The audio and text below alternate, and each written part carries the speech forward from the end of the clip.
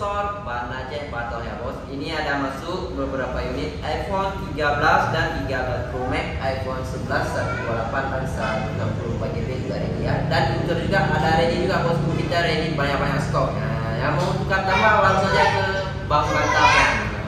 Untuk kawan-kawan yang punya HP lama yang mau update ke HP terbaru bisa juga bosku di sini bos. Oke. Yang penting langsung taruh menyenak HP tergantung HP. Pokoknya HP belakang lah, HP tempe lecet.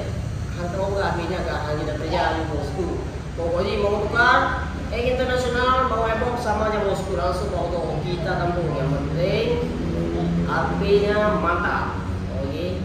Dan seluruh drone kibar menjelang sinar udah adanya kan bang dibuka dama iPhone Android kibar nggak dong menjelang Android si bosku langsung bawa toko kita cek barang dulu, kita seleksi barang yang tipe berapa Xiaomi, Redmi, Oppo bisa juga bosku. Yang penting bawa jauh toko kita cek sama-sama real harga langsung kita gaspol. berarti Pak sini di phone nunggu apa ya buka Iya dama bosku langsung gampang lah.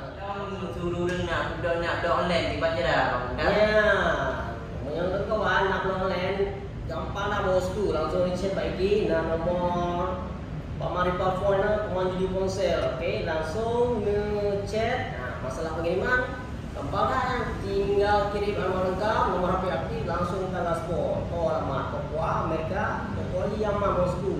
Kita kirim dengan JNT Electro bi bosku, Metro ya ni, Electro ini. Oke. oke bos nah, yang penting alamat kita sesuai baik dan ini punya payung nak kirim dan rumah sama aja yang kakak dah mungkin kita yang main dari sini anak kirim bangun doa jalan dah anak tak cuba langsung lo pede. Oke, mungkin sekian untuk penjelasan Woyo. Tapi Assalamualaikum bos, merdeka.